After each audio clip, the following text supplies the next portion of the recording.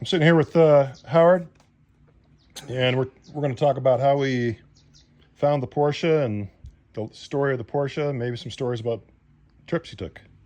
So, in, let's see, it had to be, I think it was in 1972, I was working for Hughes Microelectronics division making semiconductors in Newport Beach. We had a big factory there, and most of the stuff we were building was for the military. But we ended up in a funny niche. We were building a special chip for the military for the Manpack radio, and it turned out that the chip we built also would work wonderfully in a watch. So Ebosch, a big Swiss company, wanted Hughes to make watches for them, make the chips for the watches. In those days, they were LED driven. And so I was part of the team that built the 2¼ inch fab line in Newport Beach. And I stayed there for 3 years. And then they decided that they were going to get out of commercial stuff and stay in military stuff. And by then, I got the bug to go to Silicon Valley. So I had a headhunter call me one day, and they said at a company called CTC, Communication Transistor Corporation, which was part of Varian, wanted to talk to me about an engineering fab manager's job. So when I got there, would become a very good friend, Newt Coleman, picked me up in his 69 911, and I think it was an S, but I'm not positive, but it was white.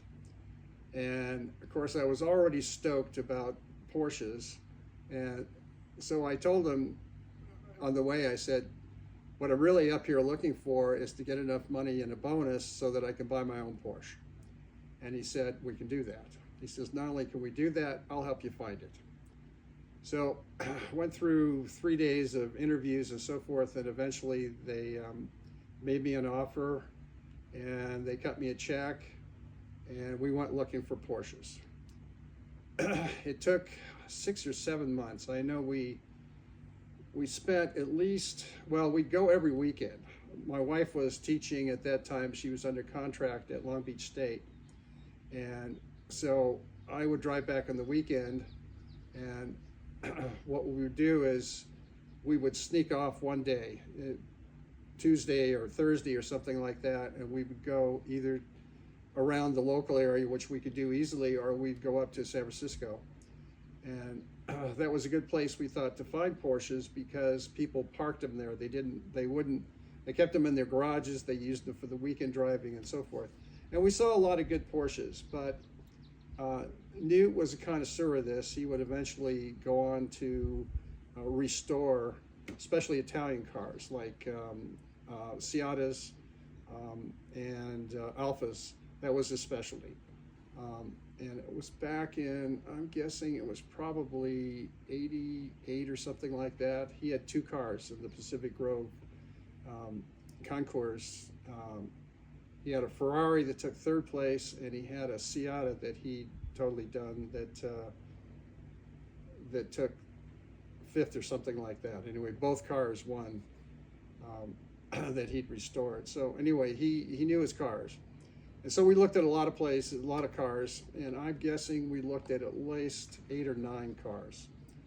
And he would look at them very carefully, and then he would tell me, he was German, and he would say, if you buy this car, I won't drive it with you.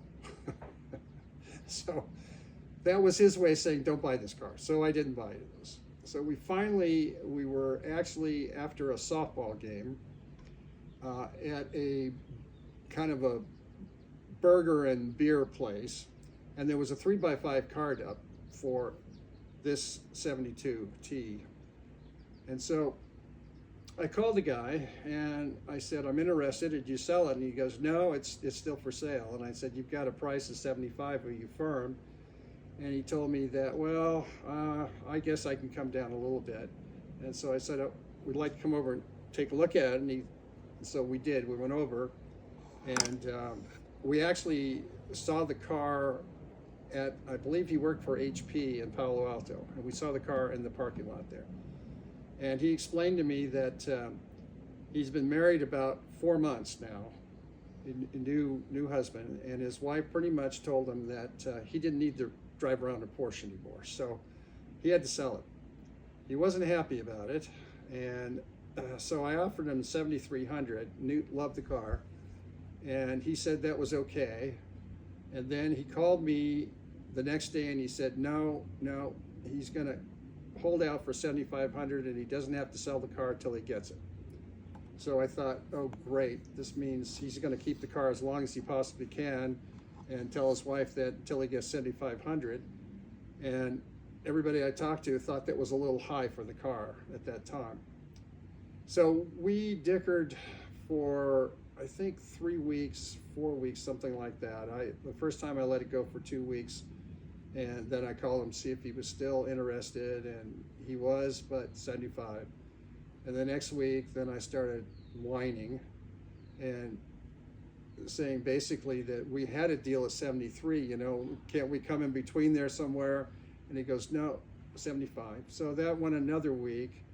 And finally, Newt was telling me, he says, if you don't buy this car, you're crazy. And so I said, okay. So I called him, and I had to call him at work. He wouldn't talk to me at home. And so I called him at work, and I told him, I said, for God's sakes, give me a break of some kind. And so he said, okay, I'll take 25 bucks off. So I said, all right, we have a deal. So after 4 or 5 weeks of bargaining, I got 25 bucks off. So we met and transferred the car. At the time, it had an idling problem. And it turned out there's a transducer in there that controls the idle. So I took it down to the Porsche place in Palo Alto. I think it was Carlson, but I can't remember. And they replaced it. And it ran perfect from that time on. And I was 30 years old. What year was this? Remember what month? This was 76. I think it was probably, let's see, Lynn was teaching, she had one more quarter to go. So it had to be the winter quarter, I'm guessing. And what drew you to the car initially? Pardon? What was it about the car that you loved? I wanted a Porsche. Yeah. And I looked at a lot of Porsches, and I wasn't really that particular about one or another. I wasn't into whether it was an S or a T or an E or whatever. I just wanted a Porsche. And when I saw this, I really liked this because I liked the color. And Albert Blue. Yes. And it was in perfect condition. A lot of the cars that I've seen had a lot of miles on them. You know, it wouldn't be unusual to see a 76 or a 70 or 71 or 72. I wanted to be right in that range because right after 72, they went away from direct mechanical injection to port injection. For CIS, yeah. Yeah. So it had how many miles when you bought it? 6,900 miles. 6,900, and he bought it brand new. He bought it brand new, yes. Do you remember the dealership name? I don't. Okay. He lived in Palo Alto, so I think it had to be pretty much Carlson. Right. Because that's the only Porsche dealer in those days in Palo Alto. They were right up next to the golf course in Palo Alto. So you kept it down in California until you moved to Bend here. Yeah, we when I bought the car, we were still in transit, and we eventually bought our house in Saratoga. I want to say, oh God, what was it? 78. So I bought the car in 76, and I think we finally got our house. It was right when house prices were going through the roof. And we bought a house up on the top of the hill on Highway 17, and the owner decided that they could get almost double the price 3 or 4 months later, so we ended up in a legal thing. And a year later, basically, the court found for us, but said they wouldn't force these old people out of their home, so nobody else could buy it, but the judge basically told us that, what do you want to do? You want to sit around for another year? And we decided to hell with it, so we found a place that they had. You needed a garage. and I needed a garage. So And we this is- found a place in Saratoga that was on a 1/4 acre, and it had a 900 square foot garage. Beautiful. Man cave. So this car has been garaged all its life. Yes, It's still in the yes. garage now. And you drove it all over, and it has how many miles on it now? It has, I think it's 131 something. And you had the motor rebuilt. Yeah, That was a long process, 8-month process. It was at least a year. Yep. When actually what happened was I was driving down to work, and suddenly right after Lawrence Expressway crosses Saratoga Avenue, right after we passed that light, the engine made a funny sound and then it just quit running. So I pulled it over to the side, and I thought, uh-oh, I didn't like the sound of that, and I wasn't going to turn the engine over because I was afraid that what I thought had happened was the chain had slipped, and I didn't want to destroy the pistons.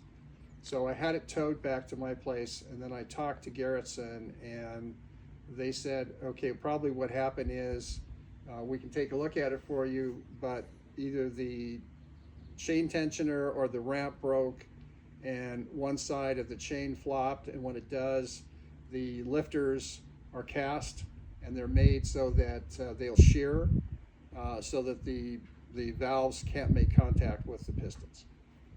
So I took a course from Garrison. In those days, Garrison Auto, they were strictly a Porsche place, and they were the headquarters for Dick Barber's racing team. And these guys were the hottest Porsche place in the Bay Area at the time. And every year before, I think it was Le Mans, they would have a big champagne party. And Dick would have 3 of his cars in there in the bay, sitting up on lifts. And it was by invitation only. So being a good customer, I got the invitation every year. And we would go there and talk to Dick Barber. And during that time, I met Bob Grisby, who was the head mechanic for Dick Barber. The guy who rebuilt your motor. Who rebuilt my motor. Yeah. So, If I could stop you just for a second, I have Yeah. to do something.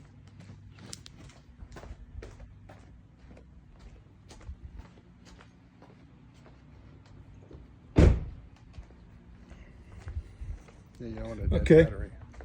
So when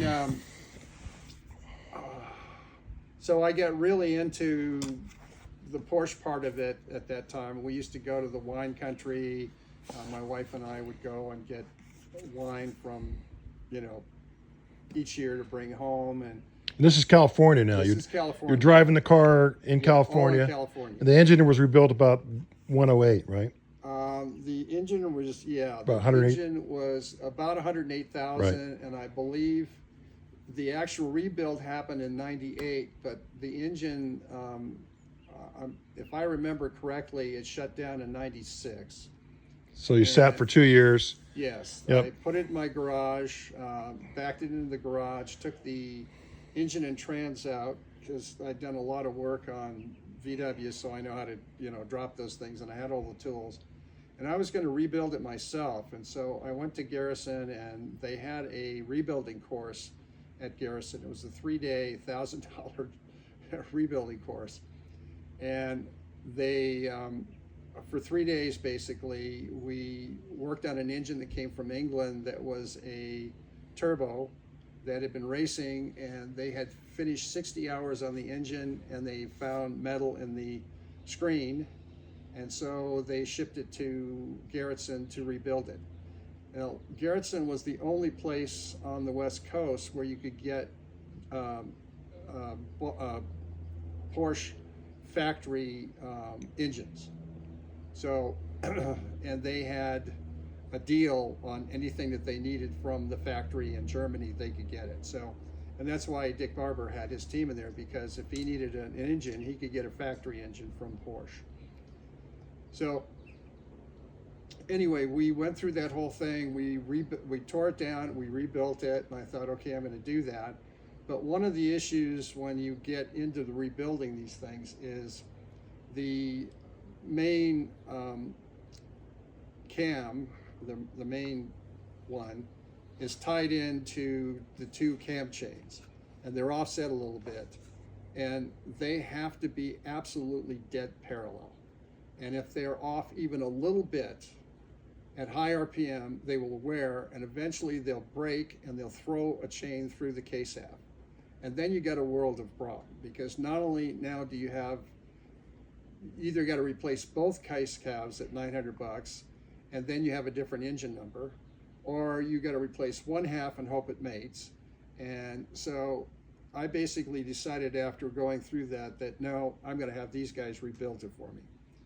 So it took me a while to get the money together, and at that time Bob Grinsby had Garrettson had basically, Dick Barber quit racing, and Garrettson kind of drifted away. I just went there one day to get oil, and they were gone. The shop was empty.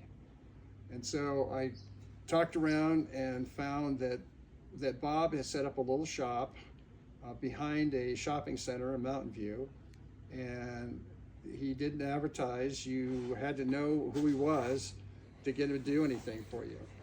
But he knew me, and he also liked my photography, so he actually bought a couple of my pictures. So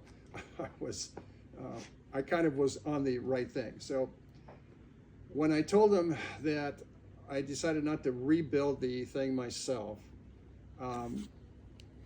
he said that, I said, would you rebuild it for me? And he said, only on one condition, and that is you need to bring the body in. And if the body is rust-free and in good shape, then I'll rebuild the engine for you. And so I did that, and he was happy with that, and the body stayed in his shop. And I already given the engine and trans, and at the same time, the guy that I played tennis with, he had a 73, and he went over to talk to Bob about getting his, because he had some compression problems, and he had some rust on the side panels of the door, and Bob wouldn't rebuild his engine. He just said, I'm not putting a good engine into this car. So he was very unhappy about it. But the deal I had with Bob is that he would work it in when he had time. And at that time, he only had one other mechanic, so he did most of the work. And it took him 6-7 months before it was finally done and ready to put back in. And then we talked, and I decided at that point that we had to go the whole route. So he started next on the brake system. So we replaced everything in the brake system. We put in carbide pads, which work really well. You can stand on those suckers, and I mean, they break. They don't heat up. He did the fuel system from scratch, new tank. I boiled out the tank, coated it, put that back in, new gauge, and basically worked through all of the other systems there. Now, when it was, go back a little bit, when it was at Garrettson, I had some other things done there. I had, they originally didn't have sway bars. So their best, I wanted to get it lowered, and they told me that if I was gonna lower it, better to do the sway bars at that time. And their recommendation was 17 millimeter in the front, 19 millimeter in the back. And I thought that was a good idea, because if you, on these are very light cars. And what happens is when you come around a turn really hard, you feel in your seat, you feel a little hopping, a little jumping. And that basically, it will increase until it breaks, because all the motors where all the weight is. And once it loses traction, it swings really rapidly. So you have to be constantly on it on the steering to make sure that if you're going that fast, that you keep a little right if you're turning in that direction. By putting the sway bars on, the good news is that it would stay flat for a longer period of time, but you lose the hopping. Now when it goes, it goes. It's there, and then it's gone. No warning. There's very little warning. You'll feel in your seat, you'll feel a swing, and then you better get that wheel back over to get it headed back. And it's especially noticeable. I took it up to Mount Hood Meadows to ski a couple of times. Drove it all the way from the Bay Area, and did that once. And then after that situation, I got in some black ice and did 2 360s in the car before it finally stopped, and decided, no, it's not going skiing anymore after that. So as far as the engine, you put in 911 cams and pistons. yes, and we talked about it on building it up a little bit, because the original, if I recall correctly, the car weighs in around 2,200 pounds, and it does 145 horsepower, and that's the straight T. And then the E is supposed to have, I think it's 155, and the S is 175, if that's correct. So when I talked to Bob about it, I said, I'd like to increase the horsepower a little bit if I can. And he said, well, we can go to an S, but then we have to mill into the where the head seat, and in order to get the extra compression, because the only real difference between the two of them is compression ratios.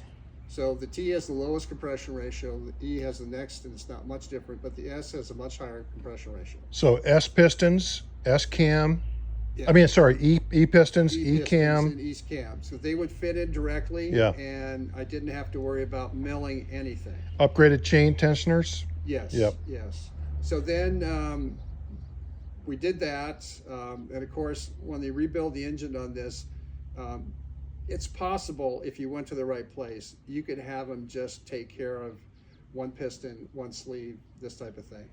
But Bob wouldn't do that to start with, and that's one of the reasons I like dealing with him. He does not do that kind of work on cars. If you're going to rebuild it, you're going to rebuild it. If you're going to try to swap a bad piston, he's not going to do it. So what we did is he took it all the way down. He put case hardeners in there. When you have the aluminum magnesium halves like that, if you don't press in the steel inserts, basically, then you have to keep torquing the case halves down, which are impossible without pulling the whole engine out. And eventually you can see the fretting on the edge. I had the same problem in my VW engine, and put case savers in there. And then of course, he put all new pistons, all new cylinders, all new rings, new oil pump. You know, every single part was like a brand new engine in the thing. And we went ahead with the T pistons, cylinders, and cams, new chains. You said the T, but you meant E. E. Yep. Okay. Yeah. And then you had the MFI Yeah. rebuilt, and then They had a place up in San Francisco that could rebuild the injection pump, and so we had them set that for E. So because it's a little bit bigger piston volume, basically. so it's calibrated to the E. It's calibrated to the E. Right. Yes. Yes. So anyway, I got the engine back. What did we say? It was about 108,000 miles, and I think it had to be 98, I think. And it ran so smooth. Of course, I took it in to Bob to make sure that everything got torqued and Retorqued. Yep. retorqued it, and he checked. And we had some other issues. I didn't like the condition of the seats, so he had a guy replace those for me. A lot of little odds and ends. Once you get that much money in the car, you don't like the imperfections. And there was I had a bra on the damn thing, and it wore on the front bonnet, and I didn't like the way that looked. So I took it into Cal West, which was the local concours place, and had them repaint that. And from then on, it became, okay, when I find something, I fixed it. When I found something, I fixed it. You're chasing a snowball downhill. Yeah, but it had to be done. I mean, it was, and of course, we're talking back in the 90s, it already was a 20-year-old. So it was a very unusual car. And it's 20, it's May 11th, 2023, so you've had it for 47 years. Yes. So you're really almost like the original owner. Yes. So it was, wherever I drove it, it gathered fumes. Yeah. And you had the transmission rebuilt? Oh yes, the transmission was built at the same time that the engine was done. So everything's been done, wiring. Everything's Yeah. been done. The receipts are great. Yeah. I've seen. So then in 2007, we decided to retire, and I was having some health problems with my hips. And we decided that we had done a lot of filming in Oregon, and so we kind of picked either we were going to go to Cedar City, Utah, where my brother lived, or we were going to go up here. And so we looked up here and we found a place that my wife liked, and so it had a great big RV barn. And so I said, okay, there's a place to park the Porsche. So we came up here and I drove it, and only drove it in 2 years. We actually did the winters here, the first 2 years. And then after that, we moved, in November, we would head down to the desert. Desert Hot Springs is where we generally went. And we would stay there until April, and then we'd come back. And it was, during that time, basically the car sat in its bay here in the RV barn, and it got run in June and July a little bit, but I started having trouble getting in and out of the car because two things happened. When my hips went bad, I couldn't exercise, and I blossomed from 200 pounds up to 270 pounds. And that made it a little bit more difficult to get in and out of the Porsche, especially when it was lowered. So, And this is after you decided to paint it and do the interior? That was, I got my hips redone, and then it took about 6 months, and then I could get back in the car and I could drive it. Got it. And so I said at that point, okay, it's time to do it. It's a beautiful car. I love this car, and I'm not going to make it go out in public until it's fixed. Fixed meaning the interior and the paint. Yeah, exterior, interior. Yeah. So I started looking around, and I talked to a Porsche dealer or a Porsche guy here in Bend, and he said he could do it. And I didn't talk to German Master Tech at that time, but I talked to another guy that he said actually he does the paint work for this other German company. And I said, isn't that kind of interesting? And he said, I'm a small shop, but I just do hand things like this. And I said, who else works like that? And he said, well, the best one around is Canyon Auto. And they're over about 20 miles east of Salem, and go talk to that guy. So I called him, and there was some party going on when I got him on the phone. And he said, yeah, we're hosting a group here that is going to bring in a bunch of Ferraris next week. And so I'm showing around the shop and so forth. And and I said, oh, really? So